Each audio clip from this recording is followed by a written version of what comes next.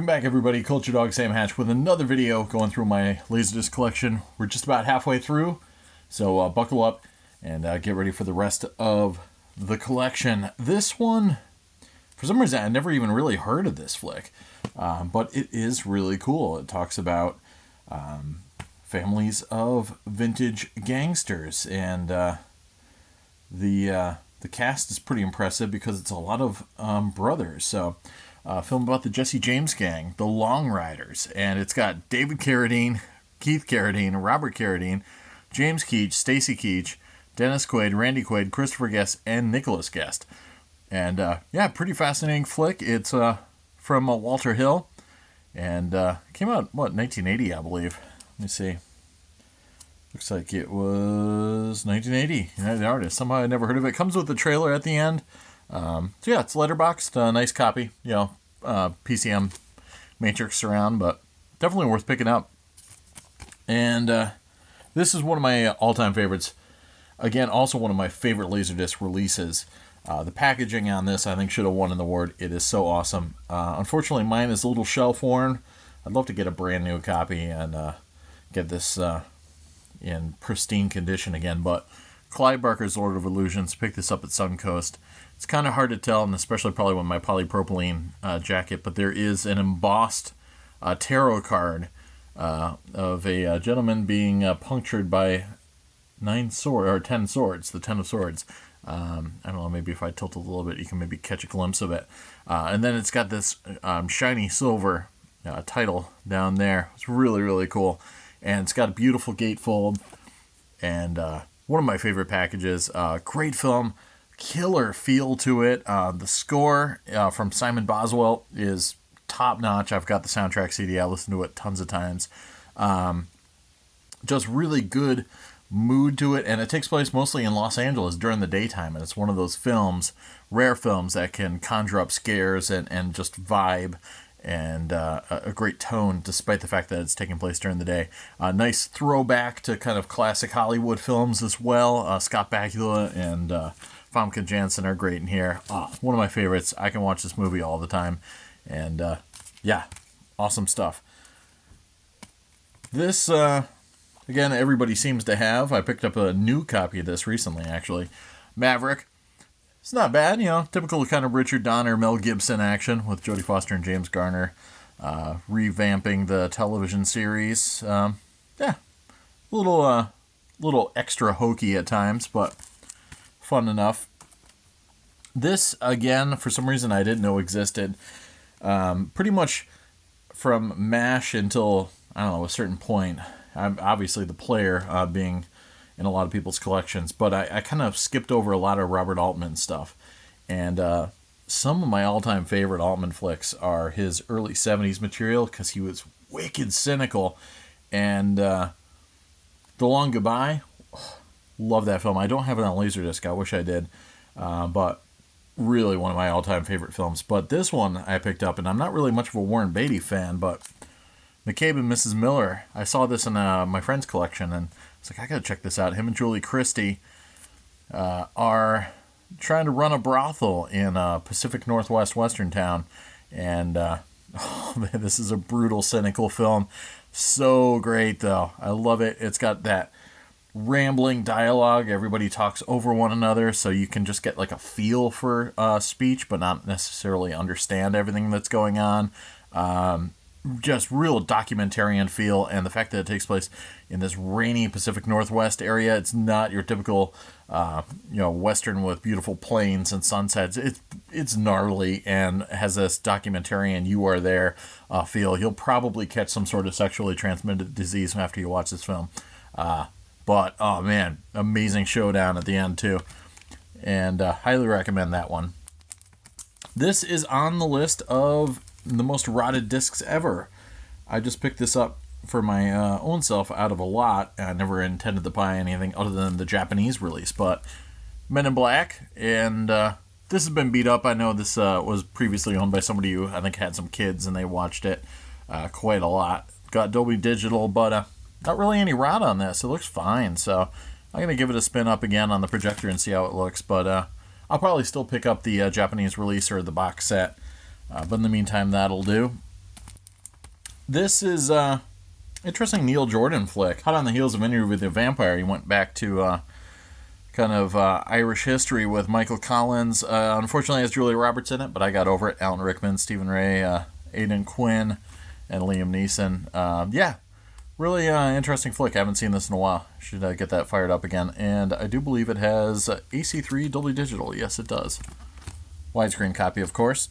This film I saw in the theaters, and I was slightly disappointed in it. One, the beginning seemed really rushed. It seemed like there was a lot cut out. But, you know, it is the first Hollywood feature from director Guillermo del Toro. Mimic. Again, speaking of mimicking, I was put off by the opening credits, which, it's funny, there's a lot of films that are directed by David Fincher that have very influential title sequences. You can still see his titles for Panic Room used in television shows from Fringe to commercials, etc. all the time. You immediately saw his titles from Fight Club ripped off by X-Men and other films, and his 7 titles, I think, were mimicked by Mimic. But once you get into the meat of the story, it's actually pretty fun. I always loved Charles S. Dutton, and Mira Sorvino is great. I still wish there was like a director's cut version of this, because I have a feeling there's a better film somewhere out there. But yeah, it's interesting stuff.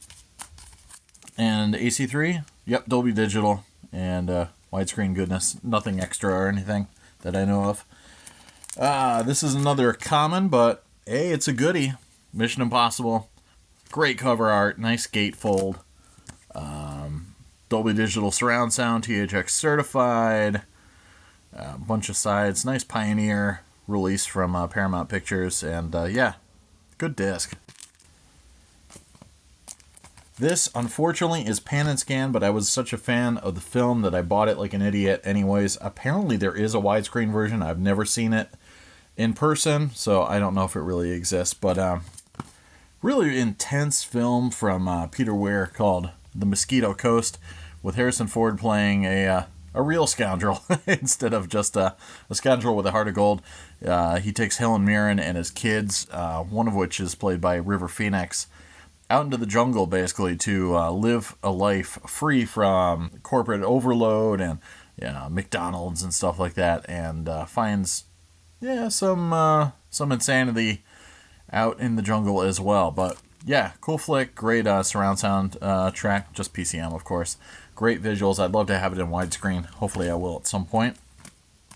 This came with me, one of those deals, when you signed up with Columbia House, they would send you a new title, like a hot blockbuster title every month, and if you didn't return it to them, then you get charged for it. And a lot of times I'd get the disc in my hand and I go, I didn't really plan on purchasing this, but I have it in my hands. And that's pretty much what they were counting on, and usually I'd get suckered into keeping it. This was one, Mrs. Doubtfire. There is a special edition. This is not it. This is a nice THX Laserdisc, though. Widescreen edition. And I don't believe this is Dolby Digital. I think it's just a Matrix Surround. But, yeah. Still a fun flick. Worth grabbing. This I haven't watched yet. This I just gotten a lot. And seems pretty interesting. From director Anthony Waller. It's called Mute Witness. Apparently it's a super rodder because it's a Columbia TriStar release, but I'm going to fire this up soon and check it out. I'll get back to you a little bit. But yeah, it's a kind of Russian-American film. Man, I am a huge fan of Mystery Science Theater 3000, so I had to get Mystery Science Theater 3000, the movie, in which Mike and the Bots take on this island Earth, and it's really funny. I just rewatched this not that long ago, and great stuff. Got Matrix Surround, nothing for extras, but it is a nice release. Definitely love having that. This film I've seen in a handful of people's collections, but it's a bit of an obscurity. It's a flick film on Michael Almereyda, and it's a black and white vampire movie, and also notably one of the only films to feature the Fisher-Price toy video camera, the PXL 2000. Michael Almereyda used it as the vampire vision in this film called Nadia. And yeah, really kind of got like a Hal Hartley-esque vibe to it. In fact, Hal Hartley favorite Martin Donovan shows up in here. Peter Fonda, appears as Van Helsing, and Alina Lewinson is a vampire lady, and Jared Harris also stars as her brother. So it's really interesting stuff. Kind of vampires languishing in their agony and their angst are, taken down by a female boxer and her boyfriend and Van Helsing. So interesting flick. David Lynch presents it, also shows up in a mortuary scene, so worth checking out for that, or in the morgue. This film, I wish there was a nice release of. It's a twisted flick from John Avildsen, who had done Rocky. But this came out in the early 80s and was just pretty much panned. It was interesting. Dan Aykroyd and John Belushi kind of played cross characters. Dan Aykroyd played the wild, crazy one, and then John Belushi ended up playing the reserved, just kind of everyday character. And dark, funny movie. Catherine Moriarty's in there as well, Catherine Walker. And what I love about the film, Bill Conti's score is crazy because it pretty much treats the film as like a Looney Tunes cartoon for adults. And it also pretty much takes place in one night. So if you watch it and kind of think about all of the insanity that happens and what happens to Earl, John Belushi's character, over one night, it's pretty amazing. Great film. Unfortunately, the best I could do is get this copy from, what was this? Doesn't even have a date on it, but early 80s at least. So again, I wish there was a nice Blu-ray or DVD of this or something, but I'll stick with this for the meantime. It has a little bit of speckling, but I can deal with it. All right. Interesting flick, very postmodern. Wes Craven returned to the Nightmare series with Wes Craven's New Nightmare. This widescreen edition has, if I remember correctly, a commentary track. On analog track 1, so just a PCM surround soundtrack, but I actually like this flick. I think it's pretty interesting stuff. I've been looking for the CAV box set of this for a while. Actually, it's pretty easy to find the CAV box set of this, but I've been looking for a CAV box set of this in good condition for a while, and it's usually pretty beat up. But in the meantime, I'll keep a hold of this CLV version, The Nightmare Before Christmas, and not much on it for extras, but nice release, and Dolby Surround, PCM. One of my all-time favorite films. I'm dying to get the Shout Factory Blu-ray that came out. In the meantime, I will deal with this film. Thanks to my parents for picking this up. Again, they would always go through the punch-outs at Tower Records and come back from trips with discs for me. Night of the Creeps. Awesome flick from Fred Decker. Highly underrated. Though nowadays it's actually rated, so I can't really say it's underrated anymore. Tom Atkins is great in it, and Jason Lively is also pretty darn awesome. Wicked cool flick. All right. Let's get into some more John Woo action. Bought this in Chinatown, New York, on a trip with some friends. Once a Thief. Chow Yun-fat and Andy Lau in this thing. It's actually pretty lighthearted next to a lot of John Woo's contemporary flicks. And it's got a great story about these three characters and all their adventures. And yeah, I really like that flick a lot. It was eventually made into a television series, or at least a pilot for a series. I never got to check that out. This I have on DVD, but I couldn't resist picking this up out of a lot that my friend was letting me dig through. Once Upon a Time in the West. I love the color art one. It's really not that, I should say, accomplished. I mean, it's kind of like got like a colored pencil kind of vibe, and if you look at it, it's like, I don't know, it doesn't really seem that great, but there's just something about the cover art I love. And this is the 165-minute version of the film, so nice gatefold, and a lot of people don't know Dario Argento actually wrote the story for this, and crazy stuff. So yeah, Bernardo Bertolucci and Dario Argento and Sergio Leone did the original story. Killer movie, awesome stuff. This is another one you see in a lot of people's collections. Nice AC3 soundtrack on Outbreak with Dustin Hoffman and Morgan Freeman and Rene Russo, of course. Haven't seen this in a while. It is, Warner Brothers widescreen, 3 sides, and pretty cool flick. This, I think, was reissued in a widescreen version. Sadly, I didn't have it. I bought this just on a whim. Again, I don't really like collecting 80s discs as much, and this is particularly my case in point of a VHS Plus release, as I like to call it, because this is just the same packaging pretty much as the VHS copy, and I don't think there was anything extra special put into the transfer for the Laserdisc version. And I hate the old kind of look for Warner Brothers releases with the green goofiness. Sometimes it's red or whatever. I mean, it's kind of cool, I guess, but I don't know. I'd just rather have a nice, sweet cover like the releases in the 90s had. It's got a little bit of speckling on it. Peter Hyams directed it. Again, a workman-like director, but I really like this flick. Kind of high noon in space. And that's pretty much why I bought it. I was like, I just like the film so much, I'm going to have to pick it up. And eventually I'll get a widescreen copy. And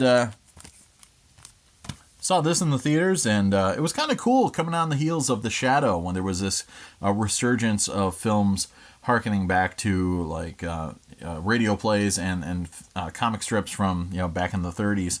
And Billy Zane as the Phantom. Yes, slam evil. Evil doesn't like it when you slam it, but it'll get over it.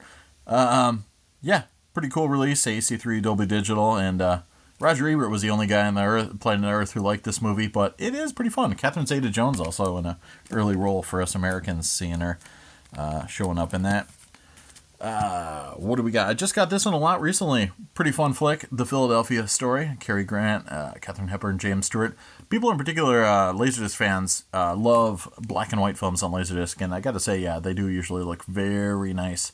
So yeah, George Cukor directs, Joe Mankiewicz produces, and yeah, great cast, really fun flick, a lot of energy to it, and nice Laserdisc, yeah. This I grabbed not too long ago. I still haven't watched it. I rented the video, or I saw it on cable back in the 90s, but the remake of La Femme Nikita, Point of No Return. Great cover art. I love the bright font color. Bridget Fonda in this sucker, and Harvey Keitel showing up, and good supporting cast. John Badham directs. Gabrielle Byrne, Dermot Mulroney. So, not too shabby. I think it's just PCM surround, but still had to grab it. And I showed the first film of this series in my box set collection, but I have a cutout here of Poltergeist 2, The Other Side. This is a early widescreen release, but unfortunately there was something weird towards the end of side 1 with the digital audio on this thing, so usually when I watch it I have to jump over to the analog. But it, oh yeah, the UPC is even marked out here. Pretty cool flick for a second film. There's so much strong about this film, including Caine, the villain, and some of the set pieces and everything. Some of it's a little treacly and lame, but it's like 2/3 awesome, 1/3 not awesome. But still, some of the awesome is so awesome that it's definitely worth checking out. This was another one of the first lasers I ever picked up that first weekend. I bought Alien 3 and Golf Force Eternal Story, and this Project A-ko. I couldn't have gone in a better direction for picking up some early anime on Laserdisc. Really, really fun flick that kind of pokes fun at a lot of anime conventions and particular titles like Captain Harlock, etc. Really cool release. I just watched it not that long ago, and it's still fun. I didn't get to pick up any of the sequels for a long time until I went to that community tag sale and saw a guy selling Project A-ko 2, plot of the Daitokuji Financial Group, with Japanese soundtrack with English subtitles and the English dub soundtrack. You get to choose. This one's only 68 minutes, so it's barely a feature, but I'll take it. And Project A-ko 3, Cinderella Rhapsody, and also similar, contains Japanese and English soundtracks, and the music video. And this one's only 45 minutes, so not really much of a feature length, but it'll do. And let's close out with the P's, and then we'll take a break and come back with ours. We could definitely do worse than messing with Pulp Fiction. Great release. A lot of people had already picked up the Japanese import by the time this dropped. Just plain old Prologic Matrix around, but a nice gatefold. A couple extras. There's some trailers and stuff in the end. I'm trying to find a copy of the Criterion box set. The Criterion box set was really not that visible when it was released. I remember it had a kind of a soft impact, and I didn't see a lot of people having it. I didn't see it in a lot of stores. And now in the used market, for some reason, the box is usually trash. So I'm trying to find a really nice, clean copy of the Criterion box set. In the meantime, I still love this Miramax Laserdisc. So, all right, let's get into the R's next. Thanks for hanging with me. I hope you enjoyed all the previous Laserdisc videos and hope you dug this one too. And I'll be back with you shortly. Thanks.